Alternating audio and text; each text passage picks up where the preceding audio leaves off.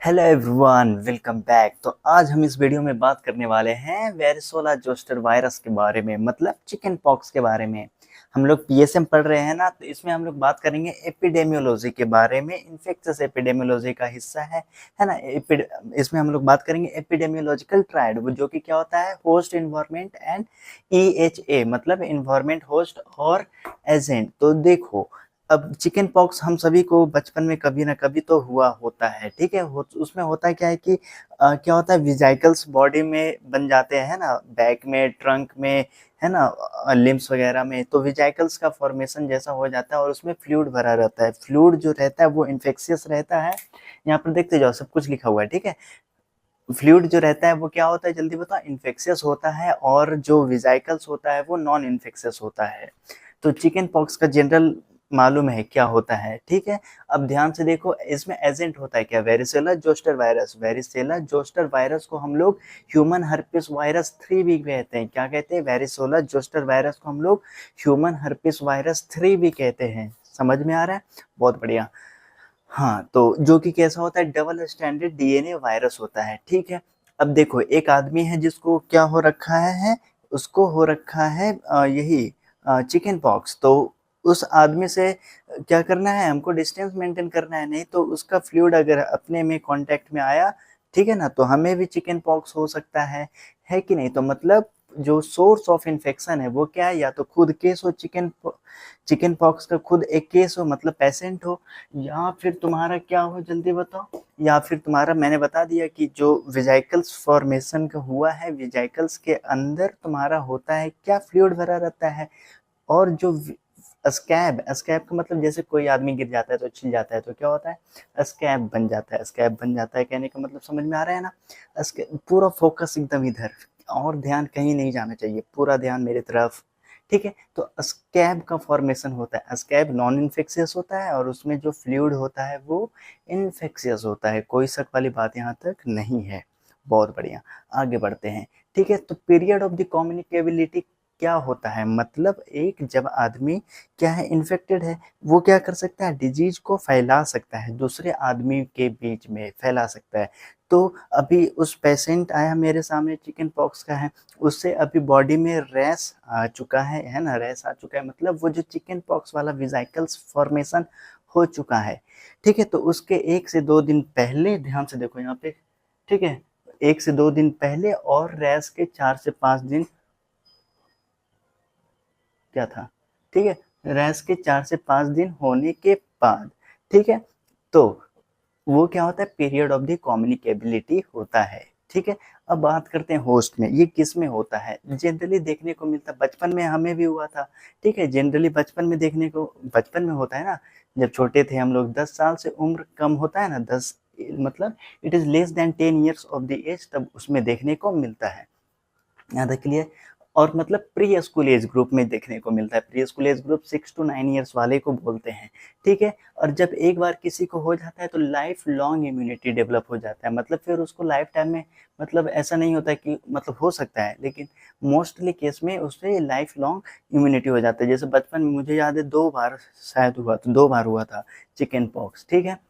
तो एक one attack give life long immunity, ये बात समझ में आ गया, ये समझ में आ गया, ये सारा चीज इन्वायरमेंट, ठीक है। HEA या EHA जैसे भी है, इन्वायरमेंट, एपिडेमियोलॉजिकल ट्रायल, ठीक है। इन्वायरमेंट तुम्हारा जो होता है ये सीजनल हो सकता है ना, सीजनल हो सकता है, ठीक है। और सबसे ज़रूरी बात क्या, कि ये कहाँ गया, विंटर और अर्ली स्प्रिंग में देखने को मिलता है। विंटर और अर्ली स्प्रिंग समझ में आ रहा है ना, उस टाइम देखने को मिलता है। तो इसका मोड ऑफ द ट्रांसमिशन कैसे हो सकता है, फ्लूइड से हो सकता है ना, फ्लूइड से हो सकता है। और फिर इसका इंक्यूबेशन पीरियड 14 to 18 डेज होता है। यहाँ पर देखो, 14 to 16 डेज। और फिर मोड ऑफ द ट्रांसमिशन क्या है, ड्रॉपलेट या फिर ड्रॉपलेट न्यूक्लियाई, ठीक है। यहाँ तक समझ में आ गया, बहुत बढ़िया, ठीक है। और इस ये जो एक बात और, जो वायरस होता है, कौन, वेरिसिला जोस्टर वायरस, वो सरवाइव कर पाता है क्या, सरवाइव करता है, अगर बॉडी के बाहर है तो 24 से 48 घंटा तक वो सरवाइव कर पाता है, वेरिसिला जोस्टर वायरस, ठीक है। यहाँ तक समझ में आ गया। नेक्स्ट क्या है, और ये जो वायरस होता है, वेरिसिला जोस्टर वायरस, ऐसे भी हम लोग क्या बोला जाता है, हैंड सैनिटाइजर वगैरह इस्तेमाल किया करो, है ना, जिससे क्या होता है कि वो जो वायरस का लिपिड वाला जो कवरिंग होता है वो क्या होता है, डिसॉल्व हो जाता है। तो डिसइंफेक्टेंट का अगर हम लोग इस्तेमाल करेंगे तो उससे होगा क्या, डिसइंफेक्टेंट इस्तेमाल करने से वायरस मर जाएगा। तो ये हो गया होस्ट, है ना। ये क्या हो गया, एपिडेमियोलॉजिकल ट्रायड, मतलब पीएसएम से रिलेटेड जितना भी चीज होना चाहिए वो कंप्लीट हो गया। पीएसएम में बस एग्जाम में इतना ही लिख कर आना है चिकन पॉक्स के बारे में।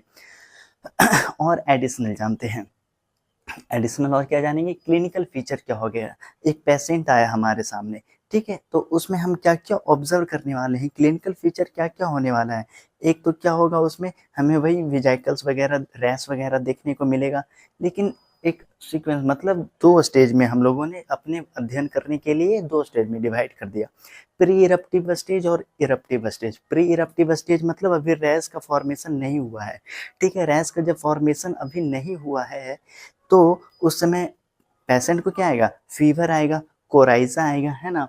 फीवर, कोराइजा, और क्या, बैक में पेन आएगा और मैलेज आएगा। मैलेज मतलब patient will feel feeling of uneasiness, मतलब अनवेलनेस। पेशेंट को अच्छा बोलेगा मुझे कुछ भी ठीक नहीं लग रहा है, ठीक है।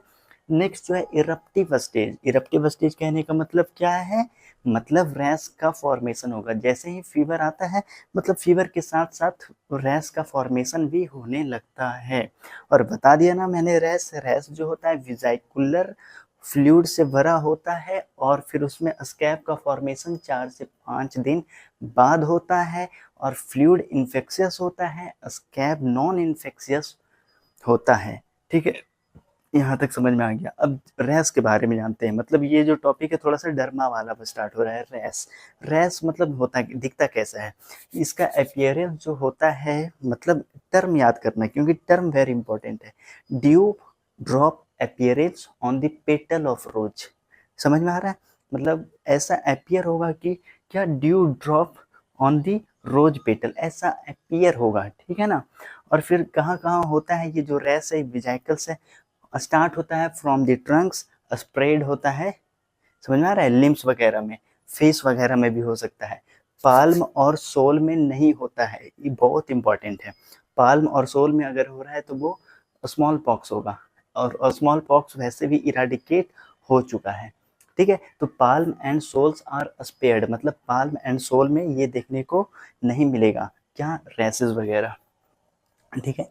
तो और फिर कहाँ कहाँ देखने को मिलता है, जो आपका एक्जिला म्यूकोसा है और एक्जिला वगैरह है वहाँ भी देखने को मिल सकता है, ठीक है। अब कैरेक्टरिस्टिक्स क्या है, मतलब ये जो विजाइकल्स का फॉर्मेशन कैसा है, सुपरफिशियल है, यूनिलोकुलर है, सिमेट्रिकल है, ठीक है। और फिर यहाँ तक समझ में आ गया, सारी चीज़ें यहाँ तक मैंने समझा दिया, ठीक है, कुछ भी छूटा नहीं। नेक्स्ट बात करते हैं कॉम्प्लिकेशन की, बात करते हैं, ठीक है ना। कॉम्प्लिकेशन में क्या हो सकता है, अगर मतलब ये लेस देन 1% जो चिल्ड्रेन होते हैं उसमें देखने को मिलता है वैरिसेला जोस्टर वायरस वाला इन्फेक्शन, चिकन पॉक्स वाला इन्फेक्शन, जिससे कॉम्प्लिकेशन भी आता है। और फिर हम लोग यहाँ पर मैटरनल देखेंगे, मतलब जब मदर प्रेग्नेंट है, अगर मदर को वो हुआ है तो क्या होगा, फीटस में भी ट्रांसफ़र होने का चांस होता है। और ये किसी भी ट्राइमेस्टर में, मतलब ऐसे जनरली देखा जाता है कि विद इन फर्स्ट 2 ट्राइमेस्टर में होता है, लेकिन थर्ड ट्राइमेस्टर में भी हो सकता है। अभी बात करेंगे ध्यान से, अभी जो मैंने बोला उसको थोड़ा देर छोड़ो, ठीक है। कॉम्प्लिकेशन क्या है, 1% केसेस में देखने को मिलता है, ठीक है ना। और फिर हाँ, मोस्ट कॉमन कॉम्प्लिकेशन जो होता है वो वैरिसेला निमोनिया होता है, क्या याद रख लेना, वैरिसेला निमोनिया और इंसेफेलाइटिस होना, हेमरेज होना, ये सब क्या है, कॉम्प्लिकेशन है। तो ये बात लिख करके आ जाना, ठीक है। अब यहाँ पर देखो मैटरनल वैरिसेला, ये इंपॉर्टेंट है, थोड़ा ध्यान से सुन लो, पूरा ध्यान, बस 15 मिनट की ही तो बात है, पूरा ध्यान मेरी तरफ, ठीक है, और फिर तो याद ही हो जाएगा, ठीक है। मैटरनल वैरिसेला कहने का मतलब क्या, मतलब it occur in any stage, है ना, लेकिन स्पेशली ये थर्ड ट्राइमेस्टर में होता है, मतलब मदर से फीटस में ट्रांसफर हो गया है किसका, वैरिसेला जोस्टर वायरस का, ठीक है ना। ठीक है, तो मतलब चिकन पॉक्स फीटस में भी हो गया है, यहाँ तक क्लियर। तो जब बच्चा होगा फीटस, उसमें भी क्या हो जाएंगे, मतलब मैटरनल वैरिसेला, मदर में, मदर प्रेग्नेंट है, मदर को वो हो चुका है क्या, चिकन पॉक्स। तो मदर से फीटस में क्या क्या कॉम्प्लिकेशन आएगा, फीटल वेस्टेज देखने को मिलता है, फीटस में क्या क्या प्रॉब्लम आने लगेगी, है ना, जो बेबी डिलीवर्ड होगा उसमें क्या क्या प्रॉब्लम आएगी। तो पहले प्रॉब्लम आया स्किन में, देखते हैं स्किन में क्या प्रॉब्लम आएगा, स्केयरिंग देखने को मिलता है, हाइपोपिगमेंटेशन देखने को मिलता है। सीएनएस कॉम्प्लिकेशन क्या आएगा फीटस में, उसमें छोटा मैक्रोसिफेली, छोटा सर देखने को मिलेगा, मैक्रोसिफेली, है ना, मैक्रोसिफेली देखने को मिलेगा। और क्या देखने को मिलेगा, encephalitis, inflammation of the brain tissue देखने को मिलेगा। फिर ऑकुलर कॉम्प्लिकेशन क्या देखने को मिलेगा, कैटरैक्ट, बच्चा जो पैदा होगा उसको कैटरैक्ट हो जाएगा, ठीक है, कैटरैक्ट हो जाएगा। या फिर तुम्हारा और क्या हो जाएगा, कोरियोरेटिनाइटिस, ये सब डिजीज ऑप्था में भी पढ़ाए जाएंगे, कैटरैक्ट, कोरियोरेटिनाइटिस, ठीक है, ये सारी चीजें देखने को मिलेगी। लिम्स में क्या प्रॉब्लम देखने को मिलेगा, लिम्स हाइपोप्लेसिया देखने को मिलेगा, एप्लेसिया देखने को मिलेगा, लिम्स जो रहेगा एट्रोफिड रहेगा, छोटा लिम्स रहेगा, ठीक है।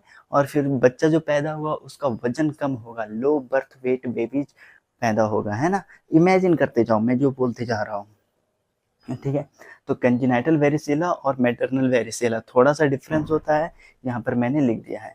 प्रिवेंशन कैसे करेंगे, अगर हम चाहते हैं कि हमें चिकन पॉक्स ना हो तो प्रिवेंशन क्या है, या तो बचपन में एक बार हो गया तो फिर लाइफ लॉन्ग इम्यूनिटी हो जाता है, लेकिन हम चाहते हैं कि पहले से प्रिवेंशन, हम किसी के इन्फेक्टेड पेशेंट के इन्फेक्शन, मतलब कोई इन्फेक्टेड पेशेंट था, हम उसके कांटेक्ट में आ गए, हमें भी होने का चांस है, तो हम क्या करेंगे, पहले से एंटीबॉडीज बनवा लेंगे, पहले से एंटीबॉडीज दे लेंगे, मतलब पैसिव इम्यूनाइजेशन करेंगे, ठीक है। पैसिव इम्यूनाइजेशन कैसे होता है, तो हम लोग वेरिसेला जोस्टर इम्यूनोग्लोबुलिन देते हैं, VZIG देते हैं, कितना देते हैं, 12.5 इंटरने 12